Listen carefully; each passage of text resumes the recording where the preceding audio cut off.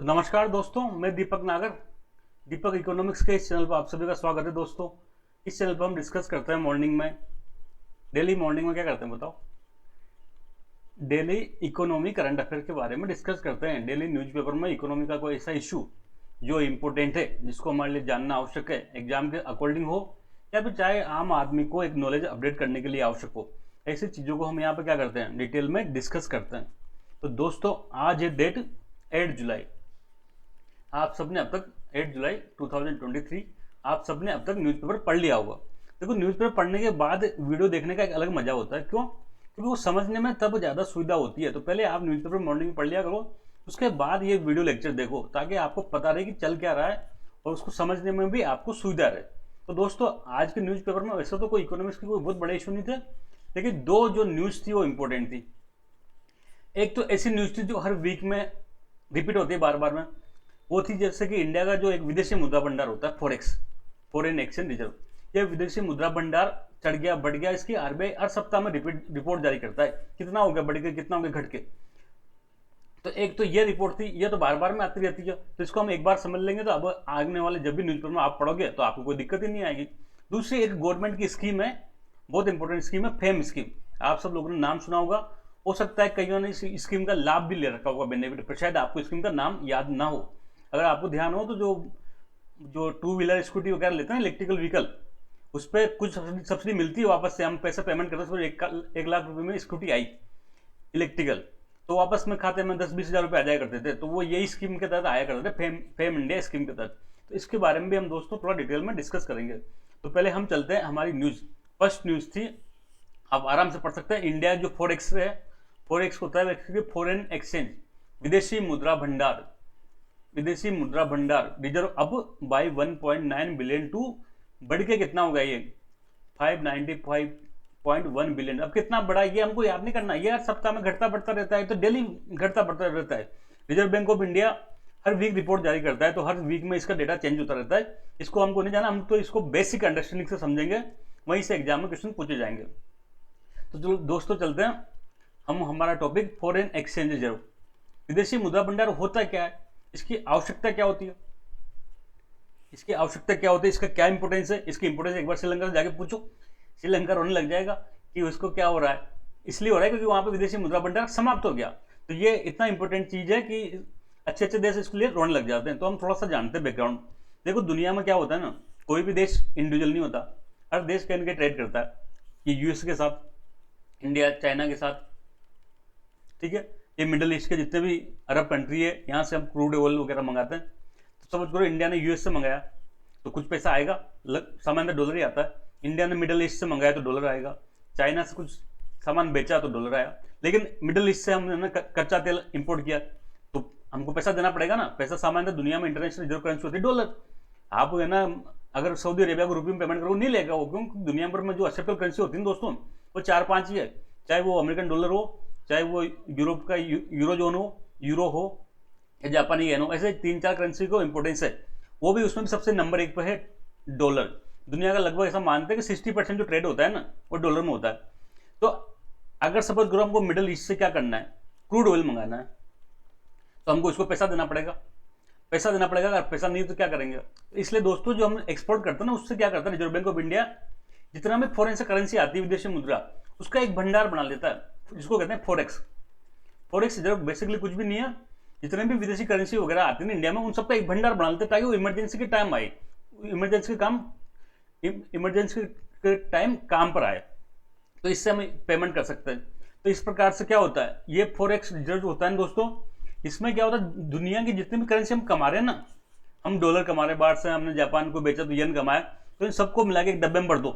यही क्या होता है, उस देश का विदेशी मुद्रा भंडार होता है, फॉरेक्स रिजर्व होता है। अब ये जितना ज्यादा होगा उतना ही बड़ा मजा है, हम आराम से फॉरेन को इंपोर्ट कर पाएंगे। समझ करो, फॉरेक्स रिजर्व जितना अच्छा है, ये वही बात होगी, हमारे बैंक अकाउंट में जितना ज्यादा पैसा है उतना मजा है, उतना हम चीजों को शॉपिंग कर पाएंगे, उतना हम निवेश कर पाएंगे, उतना ही ज्यादा हम क्या करेंगे, डेवलपमेंट कर पाएंगे। तो ऐसे विदेशी मुद्रा भंडार होता है, जितनी विदेशी मुद्रा होती है उतना ही अच्छा माना जाता है। सपोज करो किसी देश के पास में, जैसे श्रीलंका की यही स्थिति हुई, इसके पास में क्या हुआ, जो फॉरेक्स था वो समाप्त हो गया, ठीक है, विदेशी मुद्रा भंडार बिल्कुल समाप्त हो गया।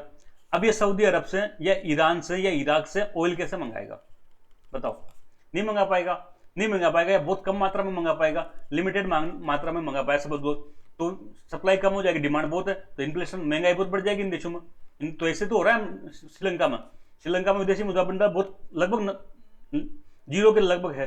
तो फॉरेन से क्या कर रहे हैं, फॉरेन से जितने भी गुड्स है ना वो नहीं मंगा पा रहे ना, वो चाहे वो क्रूड ऑयल हो, चाहे और चीज हो, या फिर खाद्यान्न के फूड आइटम होते हैं, ये नहीं मंगा पा रहे, तो इनकी जो सप्लाई है ना वो बहुत कम होगी, तो इनकी महंगाई बहुत बढ़गी, तो आप जानते पब्लिक क्या करेगी, दंगा करेगी, राइट करेगी, तो वहाँ का जो राष्ट्रपति है उसको छोड़ के भाग जाना पड़ेगा वहाँ के देश से।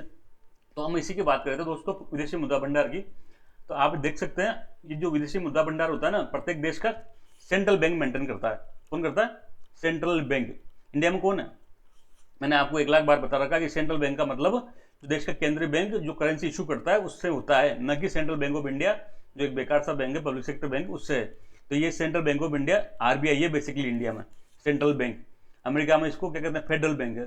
तो दुनिया का हर देश का जो सेंट्रल बैंक होता है ना, उस देश का फॉरेक्स का कस्टोडियन होता है, मतलब उसके अंडर में तिजोरी होती है। वो जो विदेशी मुद्रा भंडार होता है ना, उस देश के सेंट्रल बैंक के अंडर में होता है। जैसे इंडिया में विदेशी मुद्रा भंडार किसके अंडर में होगा? तो वो रिजर्व बैंक ऑफ इंडिया के अंडर में होगा दोस्तों। रिजर्व बैंक ऑफ इंडिया इसलिए ऐसा क्या करता है? डेटा में जारी करता है।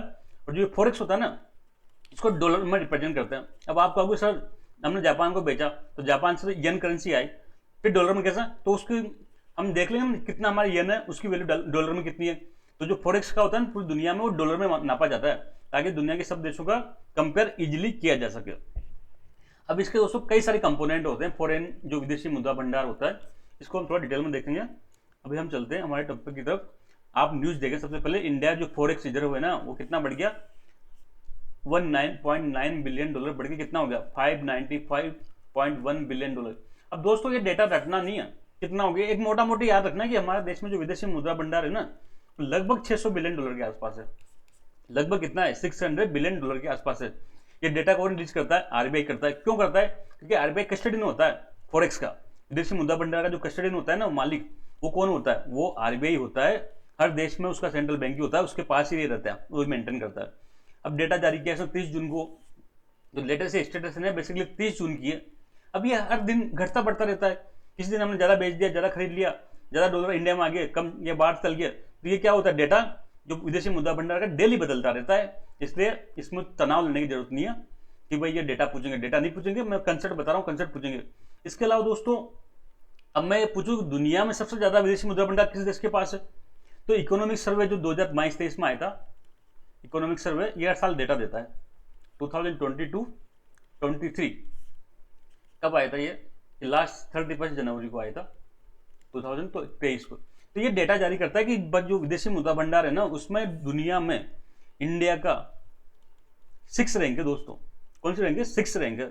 अब ये रैंक में कई बार घटती बढ़ती रहती है। इस डेटा के हिसाब से सबसे ज्यादा दुनिया में विदेशी मुद्रा भंडार चाइना में। चाइना में क्यों? क्योंकि चाइना दुनिया की फैक्ट्री है, वहाँ खूब मात्रा में फॉरेन से क्या एक्सपोर्ट किया उन्होंने माल को, कच्चा माल। जैसे इंडिया में बेचते हैं, MI फोन इंडिया में मोबाइल बेचा तो यहाँ से डॉलर गया, तो उसके पास विदेशी मुद्रा भंडार बढ़ता जाएगा। तो दुनिया में सबसे ज्यादा विदेशी मुद्रा भंडार चाइना में है। सेकंड पे जापान है दोस्तों। थर्ड पर स्विट्जरलैंड। अब स्विट्जरलैंड छोटा सा देश है, लेकिन नहीं, स्विट्जरलैंड के बैंक फेमस है। वहाँ बैंकों में क्या करते हैं लोग? फॉरेन से पैसे ले लेकर जमा करते हैं, इसलिए वहाँ पर विदेशी मुद्रा भंडार बहुत है। फोर्थ पे रशिया आ जाता है। फिफ्थ पर ताइवान आ जाता है और 6 पे इंडिया आ जाता है। देखो इंडिया और ताइवान और रशिया इनमें ज्यादा अंतर नहीं है, ये रैंक घटती बढ़ती रहती है। एक टाइम पे 2021 में इंडिया 4th नंबर पे आ गया था, लेकिन चूंकि वो 2021 की बात है इसलिए वो एग्जाम में नहीं पूछेंगे, लेटेस्ट पूछेंगे कि इकोनॉमिक सर्वे के अकॉर्डिंग इंडिया की रैंक कौन सी है विदेशी मुद्रा भंडार में, तो वो है 6th है दोस्तों। ये रैंक आपको ध्यान रखने 6 है। अब आपको इसमें एक कंफ्यूजन होगा कि सर इसमें एक देश का नाम नहीं है, यूएसए इतना बड़ा दुनिया की सबसे बड़ी इकोनॉमी है, उसका नाम क्यों नहीं है? इसलिए नहीं क्योंकि दोस्तों विदेशी मुद्रा भंडार होता है वो मेंटेन डॉलर में। ये डॉलर है ना यूएसए की डोमेस्टिक करेंसी है, तो वहां की खुद की मुद्रा है, तो उसकी डोमेस्टिक है, फॉरेन विदेशी मुद्रा थोड़ी है उनके लिए तो डोमेस्टिक मुद्रा है, जितनी चाहे उतनी छापो।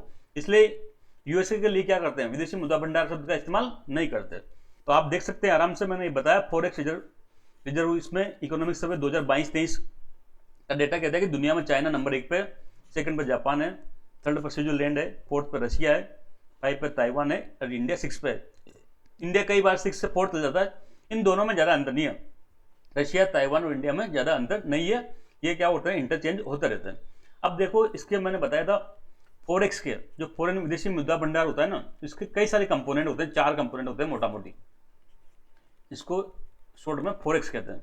सबसे पहले होता है फॉरेन करेंसी एसेट्स। क्या होता है? Foreign currency asset. ये चारों को मिला के ये डॉलर में रिप्रेजेंट होता है, ये तो आपको समझ में आ गया होगा अब तक। Foreign currency asset FCA। ये क्या होता है दोस्तों? जैसे इंडिया ने क्या किया, अमेरिका कुछ माल बेचा डॉलर कमाया, हो सकता है जापान को क्या किया, माल बेचा येन कमाया, हो सकता है यूरोप को कुछ माल बेचा यूरो कमाए, या फिर चाइना से कुछ कमाए। तो ये सब मुद्राएं का क्या होता है ना, ये जो कलेक्शन होता है इसको क्या कहते हैं? फॉरेन करेंसी एसेट कहते हैं। फॉरेन करेंसी एसेट का मतलब सिंपल सा है, फॉरेन से हम करेंसी कमाते हैं, वो करेंसी को क्या करते हैं, एक बास्केट में रख दो, ये क्या कहलाती है? फॉरेन करेंसी एसेट कहलाती है। और दोस्तों पर एक बार बताऊं, ये सब नगद में नहीं रखते।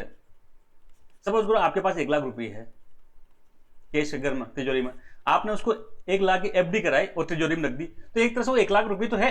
जब आप चाहोगे FD को तोड़ के आप पैसा निकाल लोगे। ऐसे दोस्तों ये क्या करता है, जो जैसे सपोज करो RBI के पास डॉलर है, अगर वो डॉलर ऐसे तिजोरी में रख लेगा तो कोई ब्याज नहीं मिलेगा, तो RBI क्या करेगा, उस डॉलर से कुछ खरीद लेगा, अमेरिका का कोई बॉन्ड वगैरह खरीद लेगा, ताकि उस पर कुछ इंटरेस्ट भी मिलता रहे। तो ये ऐसा कैश में नहीं रखता है। जैसे डॉलर मिला तो डॉलर से क्या किया, अमेरिकन ट्रेजरी बॉन्ड खरीद लिया इसने, येन मिला तो येन का वहां का बॉन्ड खरीद लिया, और उससे क्या होगा, हर साल इसको इंटरेस्ट भी मिलेगा, और जब चाहे उसको बेच के वापस से क्या कर सकता है, पैसा ले सकता है। तो इसको कहते हैं दोस्तों, जो विदेशी मुद्रा होती है उसको फॉरेन करेंसी एसेट्स। ये लार्जेस्ट कंपोनेंट होता है। इसमें रैंकिंग पूछते हैं कि जो फॉरेक्स के 4 कंपोनेंट है उसमें सबसे बड़ा कंपोनेंट कौन सा होता है, तो foreign currency assets FCA। Second number पर होता है गोल्ड। अब कहोगे गोल्ड कैसा विदेशी मुद्रा काम करता है? देखो गोल्ड ऐसी चीज है पूरी दुनिया में चलती है, पूरी दुनिया में चलती है। अब अगर आपको फॉरेन से इंपोर्ट करना है, अगर आपके पास डॉलर नहीं है तो आप गोल्ड से काम चला सकते हो। गोल्ड को क्या कर सकते हो, लोन लेके आप गोल्ड को गिरवी रख के डॉलर ले सकते हो। आपको मालूम होना चाहिए 1991 में हमारे यहाँ भी विदेशी मुद्रा भंडार काफी कम हो गया था, और हमारे पास क्या हो गया था, फॉरेन से इंपोर्ट करने के पैसे नहीं बचे थे। तब हमने क्या किया था, हमने हमारे पास जो गोल्ड था ना उसको गिरवी रखा, कहाँ पे, बैंक ऑफ इंग्लैंड में। हालांकि शर्म की बात थी पर रियलिटी तो यही है। बैंक ऑफ इंग्लैंड में हमने क्या किया, इसको गिरवी रखा गोल्ड को, और डॉलर लेके आए। समझे बात को? तो गोल्ड हमेशा इमरजेंसी में काम आ सकता है, इसको गिरवी रख के हम डॉलर ले सकते हैं, या इसको गिरवी रख के या इसको बेच के भी क्या कर सकते हैं, हम विदेश से चीजें इंपोर्ट कर सकते हैं। इसलिए गोल्ड भी क्या माना जाता है, रिजर्व बैंक के पास जो गोल्ड होता है ना उसको क्या मानते हैं, उसको विदेशी मुद्रा भंडार का पार्ट मानते हैं। थर्ड पार्ट होता है दोस्तों HDR, और फोर्थ होता है RTP। ये HDR RTP क्या होते हैं? Special drawing right. आप सबने नाम सुना होगा HDR का। तो एक होता है reserve trench position, reserve trench position. ये दोनों का संबंध इंटरनेशनल मॉनेटरी फंड से है। किससे? इंटरनेशनल मॉनेटरी फंड से है, IMF से है। बेसिकली कई लोग कहते हैं कि HDR तो क्या है, इंटरनेशनल मॉनेटरी फंड की करेंसी है, लेकिन ऐसा नहीं होता दोस्तों। मैं बताऊं, देखो ये इंटरनेशनल मॉनेटरी फंड है, इसमें लगभग 189 या के आसपास कंट्री है। तो इसके पास पैसा कहां से आता है? जितने भी मल्टीलेटरल इंस्टीट्यूशन है ना, वर्ल्ड बैंक, इनके पास कोई जादू हवा में नहीं कि पैसा इकट्ठा कर लिया। ये क्या करते हैं, जितने मेंबर है उनसे पैसा लेते हैं। जैसे बैंक है, बैंक में हम भी पैसा जमा करते हैं, फिर हमको लोन दे देता है। तो ये जितने भी मेंबर है ना, ये सब क्या करता है, पैसा देना पड़ता है। यहाँ पर कंट्रीब्यूशन करना पड़ता है, कंट्रीब्यूशन करना पड़ता है कोटा के अकॉर्डिंग। कोटा सिंपल कुछ नहीं भाई, 189 देशों ने मिलकर क्या बनाया, इंटरनेशनल मॉनेटरी फंड बनाया। बड़े देश को बड़ा कोटा मिलेगा भाई, बड़े देश को बड़ा पैसा लगाना चाहिए उसमें, छोटे देश को छोटा पैसा लगाना चाहिए। तो डिसाइड कर देते हैं भाई कि अमेरिका बड़ा देश हो तो तुमको इतना पैसा देना है, तो इसको क्या कहते हैं, कोटा कहते हैं। तो कोटा का कंट्रीब्यूशन करना पड़ेगा। ये कोटा का कंट्रीब्यूशन डोमेस्टिक करेंसी में कुछ कर सकते हैं। जैसे इंडिया को मान लो सबको मेंबर बना इंटरनेशनल मॉनेटरी फंड का, तो उसको कुछ कोटा अलॉट होगा कि भाई इतना पैसा आपको देना है। तो कुछ पैसा तो डोमेस्टिक करेंसी जो इंडियन रुपये में है उसमें दे सकते हैं, कुछ पैसा जो ये एक्सेप्टेबल होता है जैसे डॉलर में, पाउंड में, इसी में देना पड़ता है। तो दोस्तों जैसे ये कोटा दे दिया, तो इस कोटे के बदले में जो इंटरनेशनल मॉनेटरी फंड है ना, उसको क्या करता है, कुछ HDR दे देता है, HDR यूनिट दे देता है। भाई ये कोटा आपने इतना पैसा लगाया, बदले में आपको इतना HDR मिल गया, ठीक है। अब वो HDR क्या होता है, इसको हम ना किसी देश दूसरे देश को बेच सकते हैं, दूसरे देश से उसके बदले लोन ले सकते हैं, इंटरनेशनल मॉनेटरी फंड से वो HDR के बदले पैसा ले सकते हैं। तो HDR क्या होता है, एक तरह से इंटरनेशनल मॉनेटरी फंड की करेंसी होती है, ठीक है। तो ये HDR मिल गया, तो ये HDR भी है ना विदेशी मुद्रा भंडार का पार्ट होता है। साथ में दोस्तों क्या होता है ना, एक कंसेप्ट होता है RTP, रिजर्व ट्रेंच पोजीशन। ये क्या होता है दोस्तों, जैसे कि हमको कुछ कोटा मिला, समझ लो इंडिया का कुछ कोटा है 100 रुपये, तो इसका कुछ परसेंटेज क्या होता है, कोई भी देश को अगर इमरजेंसी में आवश्यकता पड़ती है मान लो जैसे श्रीलंका के पास विदेशी मुद्रा भंडार समाप्त हो गया, तो अब उसको पैसा चाहिए उधार, तो इंटरनेशनल मॉनिटरी फंड के पास जाएगा, लेकिन इंटरनेशनल मॉनिटरी फंड कई सारी कंडीशन ब्याज वगैरह लेगा, लेकिन नहीं, जो आरटीपी के तहत क्या होता है, कुछ परसेंटेज, कोटा का कुछ परसेंटेज क्या कर सकते हैं आप, विदाउट इंटरेस्ट, कोई इंटरेस्ट नहीं देना, विदाउट इंटरेस्ट, विदाउट कंडीशन, कोई कंडीशन नहीं, आप लोन ले सकते हो, लोन ले सकते हो। इसको कहते हैं रिजल्ट ट्रेंच पोजीशन। सामान्यतः 25% होता है, जितना कोटा आप देते हो ना उसका 25% तक पैसा आप बिना किसी के कुछ किए, बिना कोई गाइडलाइन फॉलो किए, बिना किसी इंटरेस्ट के, बिना कोई कंडीशन के आप कभी भी लोन उठा सकते हो, इमरजेंसी में पड़ रही है तो। इसको कहते हैं आरटीपी, क्योंकि इसको भी इस्तेमाल कर सकते हैं, इसलिए इसको भी क्या करते हैं, विदेशी मुद्रा भंडार का पार्ट मानते हैं। टोटल 4 कंपोनेंट हो गए, एफसीए फॉरेन करेंसी एसेट्स, दूसरा gold reserve with RBI, third HDR और फोर्थ आरटीपी। सबसे बड़ा ज्यादा होता है एफसीए, सेकंड नंबर पर गोल्ड होता है, थर्ड नंबर पर एचडीआर होता है, फोर्थ नंबर पर आरटीपी होता है। मैंने चारों की रैंक भी बता दी आपको, ये रैंक का ऑर्डर पूछ सकते हैं कि भाई एफसीए, गोल्ड, एचडीआर का रैंक बताओ फॉर विदेशी मुद्रा भंडार में, तो हम तीनों को इजिली बता पाएंगे। तो ये दोस्तों पहली न्यूज थी फॉरेक्स की, ये समाप्त होगी। अब ये न्यूज बार बार आती रहती है, हर सप्ताह में, 15 दिन में, महीने में आएगी, तो आपको चिंता करने की बात नहीं, आप बेसिक अंडरस्टैंडिंग समझ गए, आपका काम चल जाएगा, बार बार तनाव लेने की जरूरत नहीं है। अब सेकंड न्यूज थी हमारी fame scheme, fame India scheme, faster adoption of manufacturing of hybrid and electricity vehicle scheme. इसके बारे में थोड़ा हम डिटेल में देखेंगे, फेम इंडिया स्कीम के बारे में। देखो क्या है ना दोस्तों, हमारे क्या थे, प्लांट थे, कौन से प्लांट, कोयला की प्लांट, कोल प्लांट, जिनमें क्या बनती थी, बिजली बनती थी।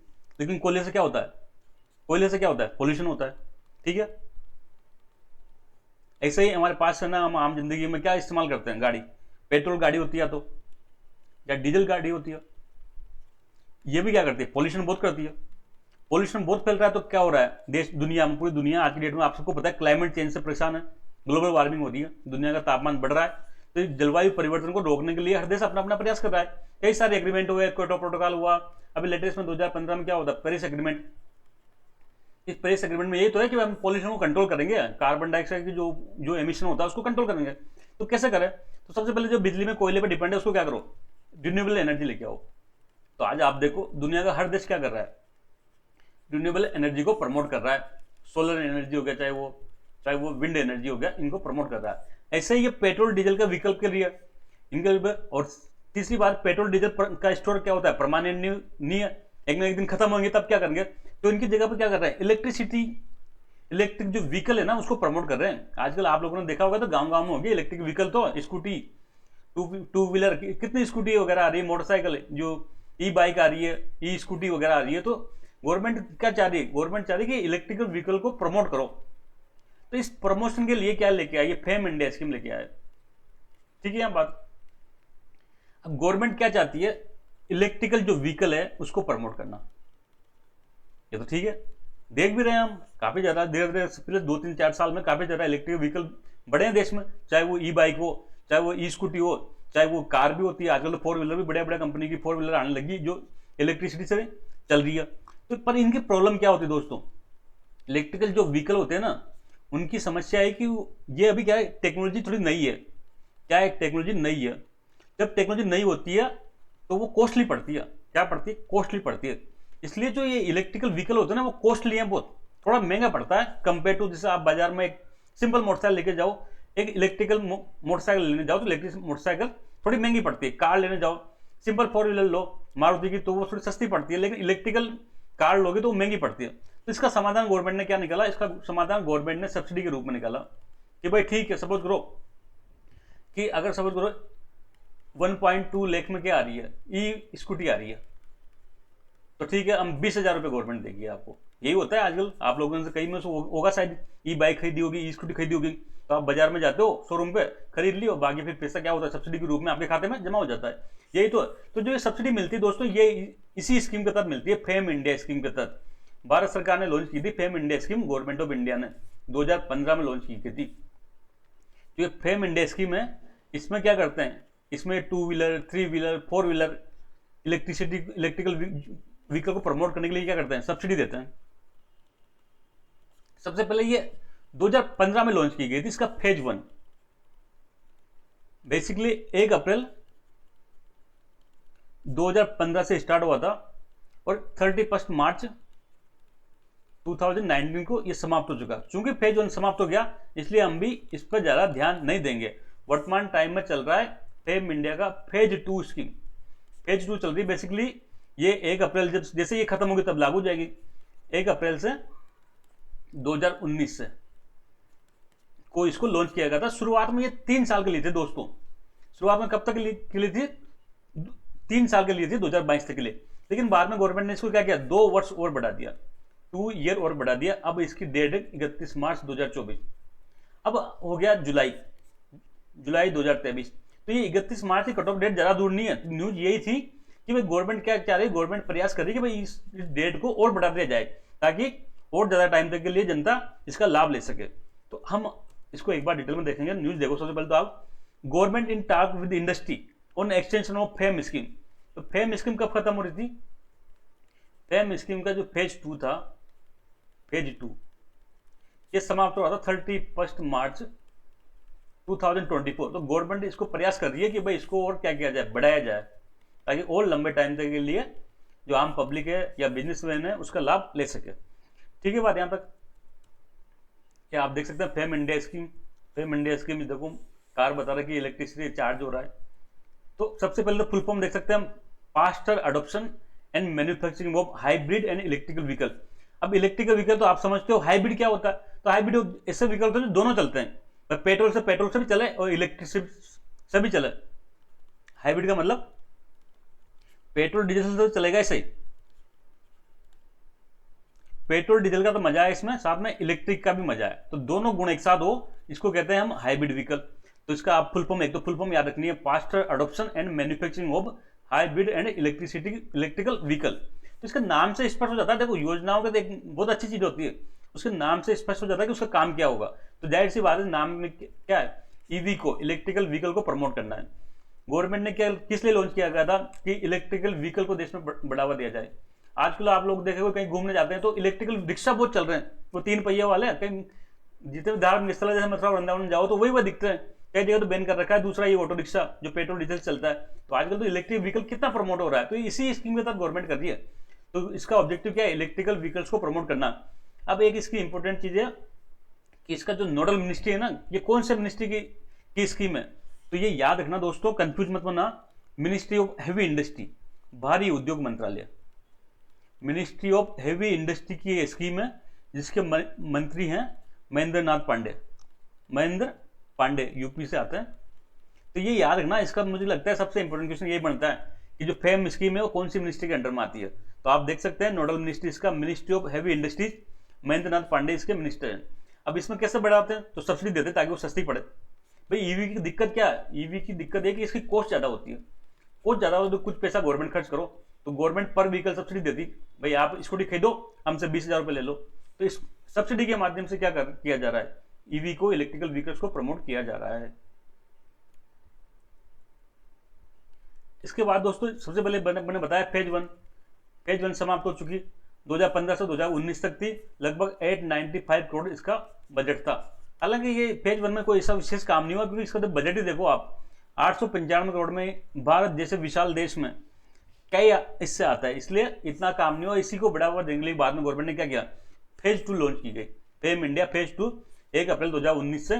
शुरुआत में 3 साल के लिए, लेकिन बाद में 2 साल और बढ़ा दिया। तो ये अब इसकी डेट क्या है, 31 मार्च 2024। नजदीक समाप्ति को इसलिए गवर्नमेंट क्या कर रही है, इसको और आगे बढ़ाने का प्रयास करेगी। टोटल आउटले इसमें गवर्नमेंट ने टारगेट किया कि 10,000 करोड़ रुपए खर्च करेंगे। कितना अमाउंट खर्च करेंगे, 10,000 करोड़ रुपए। अब दोस्तों इसमें क्या होता है ना, इस जो फेज 2 में पब्लिक ट्रांसपोर्ट पर बहुत ज्यादा बढ़ दिया गया है। क्या किया गया, पब्लिक ट्रांसपोर्ट पर। आप सब लोग जानते हैं देश में पब्लिक ट्रांसपोर्ट की स्थिति खराब है। ज्यादातर जितने भी टेम्पो रिक्शा वगैरह होते हैं वो सब डीजल पेट्रोल से चलते हैं। तो इसमें है ना, जो पब्लिक ट्रांसपोर्ट को क्या किया जा रहा है, पब्लिक ट्रांसपोर्ट में इलेक्ट्रिक व्हीकल को प्रयोग को बढ़ावा दिया जा रहा है। जब सपोज गो 3 व्हीलर है, 3 व्हीलर क्या होता है, रिक्शा, ई रिक्शा। तो आज की डेट में आप देखो ई रिक्शा को कितना प्रमोट किया जा रहा है। आप कहीं भी चल जाओ, जयपुर जैसे शहरों में आजकल ई रिक्शा बहुत दिखते हैं। तो गवर्नमेंट इस स्कीम के तहत क्या कर रही है, ई रिक्शा को प्रमोट कर रही है। इसके अलावा इलेक्ट्रिकल बसें, आजकल इलेक्ट्रिकल बस तक भी आ गई। ये इलेक्ट्रिकल बस जो पब्लिक ट्रांसपोर्ट में चलती है बसें हमारे यहाँ जयपुर में, तो इस बसों की जगह क्या कर रहे हैं, इलेक्ट्रिकल बसों को इस्तेमाल को बढ़ावा दिया जा रहा है। लगभग 7,000 इलेक्ट्रिक बसों को प्रमोट किया जाएगा इस फेम इंडिया 2 के तहत। इसके अलावा जो प्राइवेट व्हीकल है, टू व्हीलर तो चलेगा ही चलेगा, टू व्हीलर को भी प्रमोट किया जाएगा, लेकिन ये प्राइवेट होगा, जो आम आदमी इस्तेमाल करेगा। जितने गवर्नमेंट 3 व्हीलर है, पब्लिक ट्रांसपोर्ट वाले, इसको गवर्नमेंट प्रमोट कर रही है। तो देखो इसमें जो फेज 2 में जो मुख्य बल है ना, वो पब्लिक ट्रांसपोर्ट पे है, पब्लिक ट्रांसपोर्ट पे है। पब्लिक ट्रांसपोर्ट में जो वाहन इस्तेमाल हो रहे हैं उनको क्या करो, उनको इलेक्ट्रिकल व्हीकल बनाओ। इसके अलावा एक और दिक्कत क्या आती है, ईवी खरीद ली। अब आप जानते हो इनकी बैटरी ज़्यादा काम नहीं करती। अब स्कूटी की बैटरी सामान्यतः 100-120 किलोमीटर चलती है, ये कार खरीद ली, तो इनकी क्या होती है, बैटरी खत्म हो जाती है, तो चार्जिंग की दिक्कत आती है, चार्जिंग पॉइंट नहीं है। तो गवर्नमेंट क्या कर रही है, इस स्कीम के तहत चार्जिंग पॉइंट को बढ़ावा दे रही है। भाई पेट्रोल पंप है, वहाँ पर चार्जिंग पॉइंट लगाओ, बदले में कुछ गवर्नमेंट उसको कुछ सब्सिडी दे देगी। तो ये स्कीम के तहत चार्जिंग इंफ्रास्ट्रक्चर को बढ़ावा दिया जा रहा है। इसलिए चार्जिंग इंफ्रास्ट्रक्चर, हाईवे है, जितने भी नेशनल हाईवे, अब नेशनल हाईवे आप गाड़ी लेके चल गए तो आपकी गाड़ी तो 200-300 किलोमीटर बाद खत्म हो जाएगा उसकी चार्जिंग, 400 किलोमीटर बाद, तो फिर कहाँ अटक जाओगे। तो फिर क्या करो, चार्जिंग पॉइंट बनाओ यहाँ पर। तो रोड के सारे दोनों तरफ चार्जिंग पॉइंट हर 10 किलोमीटर, 20 किलोमीटर, 25 किलोमीटर पर ऐसा होने चाहिए। तो इसके तहत ये बढ़ावा दिया जा रहा है।